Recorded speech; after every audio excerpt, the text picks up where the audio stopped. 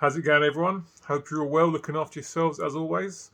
Mr. Boulder back today with another thrash metal album ranking video. Today I'm going to be talking about US thrash metalers Sacred Reich, based in Phoenix, Arizona. These guys have been around since 1985, but only 5 studio albums in their discography. Not very many, it has to be said, but to be honest, sometimes that's a bit of a relief. You do these album ranking videos, and some of the discography is absolutely huge. I mean, at some point, I want to do AC/DC, but I just can't face it at the moment because it's just such a massive discography to put in order. So today, talking about Sacred Reich, I only really started listening to this band probably about 6-7 years ago, so I'm quite late to the party with them. Known about them for ages. But I only really got around to picking up the albums over the last sort of few years. So yeah, as always with my album ranking videos, strictly just the studio albums, not doing EPs. So obviously we won't be talking about Surf Nicaragua EP. Don't do live albums either. Strictly just the studio albums. So let's get straight into it after the usual sip of coffee. Coming in at 5th place today for me is 1993's Independent. This is a Sacred Reich moving with the times. By 93, obviously, thrash metal was on its arse. If you wanted really, really heavy stuff, you would probably listen to death metal and black metal. And if you were looking for something a bit more commercial, then you'd be looking at the likes of the groove metal that was popular at the time. This is Sacred Reich, adopting the groove style, with mixed results. This isn't a bad album by any stretch of imagination. When I first heard it, I really wasn't very keen on it at all. But repeat listens give rewards, and okay, yeah, it's still bottom of the pile, but it's not quite as bad as I originally thought. But certainly not brilliant either. There is some good stuff on this, but some stuff that's not very good at all. The first song, title track, Independent, is really good. I love the main riff in that. It drives the song really nicely. Great vocals from Phil Rind. Then up next you got Free and Just Like That. The first 3 songs are pretty good, but then things start to go south quite quickly. There's other stuff here like If Only, Crawl In and Pressure. They're just okay songs. Nothing terrible about them. They're just okay though. But then you get to a song like I Never Said Goodbye, which just, to be honest, goes on forever.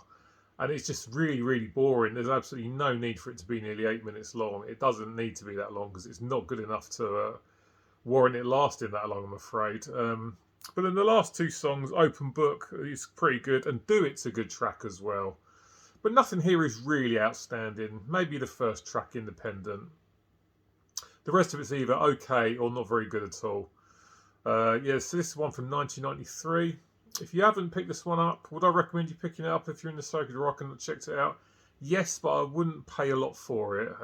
It's okay. Certainly not their finest hour. Changing with the times, adopting the groove style. But they're better when they thrash, it has to be said. Up next is an album I wasn't even aware of until I bought the Independent CD. The same seller on eBay was selling it.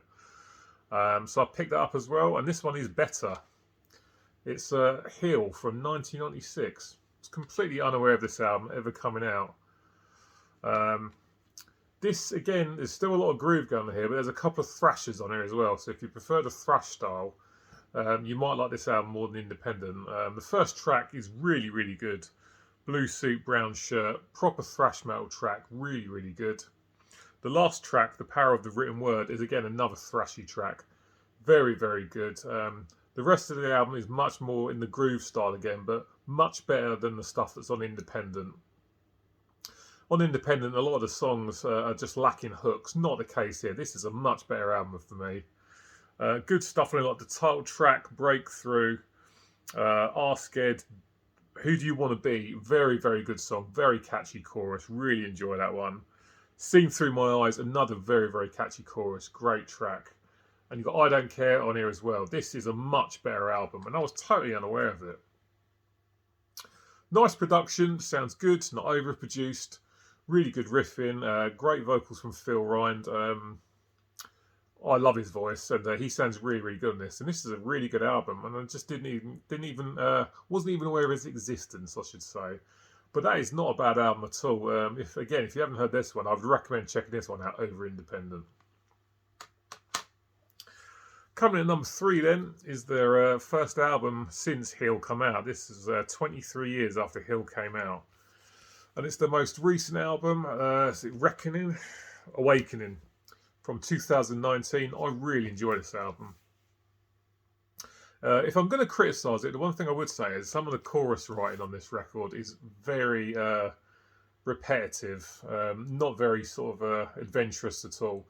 It's kind of like just repeating the same sort of 2 lines over and over again. But however, it does not spoil my enjoyment of this album in the slightest. I really, really like this. When I picked it up, I knew I was going to like it, but I didn't have huge expectations for it. But I really do enjoy this album. Really, really good stuff. There's only 8 tracks on here, but I like every single one of them, especially Side A. Side A is definitely better. Awakening, first song, great. Divine and Conquer, really enjoy the chorus in that. Salvation, another good strong chorus. And then you've got Manifest Reality, finishes Side A. That's probably my favourite song on the whole album. I really enjoy some of the riffing in that. Riffs are very, very catchy. All the choruses are easy to sink your teeth into and sing along to. Side B kicks off with Killer Machine, which is a bit more of a groovy track. Death Valley, Revolution, Something to Believe. 8 songs, 8 good songs. Really enjoy this album. Yeah, I recommend picking this one up if you haven't grabbed it. I really, really do enjoy this one quite a lot. Catchy songs all throughout. Production's nice, not overproduced. Great guitar riffing. Phil Ryan's vocals are superb. Dave McClain on the drums here after his split from Machine Head. Really good album. Really enjoy this one. Really glad I picked it up because I was on the fence at first about grabbing it, but I'm so glad that I did because it's really, really good and exceeded my expectations. Really good stuff. Into the top 2 now, and very close between these two, it has to be said. For number 2, I'm going for The American Way from 1990. Brilliant, brilliant stuff. This is an OG press. I picked it up with eBay a couple of years ago. I think it cost me about 30 quid. Not in the best condition, but certainly not in shit condition either. Love this album, really good. Kicks off with Love and Hate, which is a great track. And then probably my favourite Sacred Reich song ever, the title track, The American Way. Absolutely love that song. Really, really catchy riffing. Really catchy chorus. You can really sing along to it. Very memorable stuff. The Way It Is a great track. And Crimes Against Humanity, side 1 is all good. Not a bad track there at all. And side 2, State of Emergency, good song. Who's to Blame? Very, very serious subject matter in that. I think it's talking about suicide. Not my favourite song on the album, but it's not bad. Then you've got I Don't Know, and then 31 Flavours. Not too keen on 31 Flavours. It's okay, but I Don't Know is a great track. And this is just, again, another 8-track album. Just gets to the point. Over and done within about 30 to 35 minutes. Really, really good. The thing I like about Sacred Reich is not a lot of their albums drag. In fact, the only one that does drag is the weakest one, Independent. It's the one that could have done with being a bit shorter. It probably would have been better for it. But this is a superb album. I absolutely love this. Yeah, only first picked this up about 2 or 3 years ago. Absolutely love this album. Killer stuff. Really, really good. But there's one that's just slightly better. And that is, of course, their debut, Ignorance, from 1987. Again, I still got the document that came with this when I bought it from eBay for some reason. I picked this up in June 2019. Brilliant album. This is really good. There is definitely a touch of a hardcore punk that runs throughout this album and some of the speed and aggression. I mean, you get some of that on all Sacred Reich's albums, to be fair, but this definitely quite dominant in this one. But this is superb stuff. Really, really good. This is a nice OG I picked up for about £17 it was, but it's just a great, great album. Death Squad is one of my favourite Sacred Reich songs that kicks off this album. If you've ever heard Agent Orange by Sodom, they are so similar, it's unreal. I mean, you're probably aware of it, but if you've never sort of thought of it, go and listen to Death Squad and then listen to Sodom's Agent Orange. It's practically the same song. Practically, certainly in the intro anyway, very, very similar. But brilliant stuff, Death Squad. I absolutely love that track. Great riffing, very, very memorable riffs. Great vocals from Phil Rind as always. Victim of Demise is just another vicious song. Laid to Rest is great. Title track Ignorance, really, really good, catchy stuff. Nice riffing, drums are pounding. No Believers ends side A, and then side B begins with Violent Solutions, a good song. Then you've got Rest in Peace, which is good. Sacred Reich, a good track, and ends with Administrative Decisions. Finally, if I spat that out. Yeah, good stuff. This is best because there are no bad songs on it at all. Like I say, the last track on American Way I'm not so keen on, but not the case here. Everything's really, really good. Love this album. It's definitely the best. Hit the ground running with their debut, Ignorance from 1987. Just superb stuff. I absolutely love this album.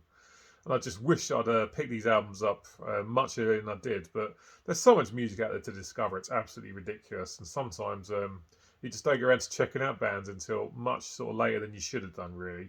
But got there in the end. Nice little discography from these guys. Just the 5 studio albums. Only Independence a little bit on the weak side, but the rest of them are definitely worth checking out and picking up, and they're well and truly worthy of being in your collection, especially if you're a thrash fan. Right, guys, that's it for this week. Quite a short video. It's all good. I'll be back next week with something else for you.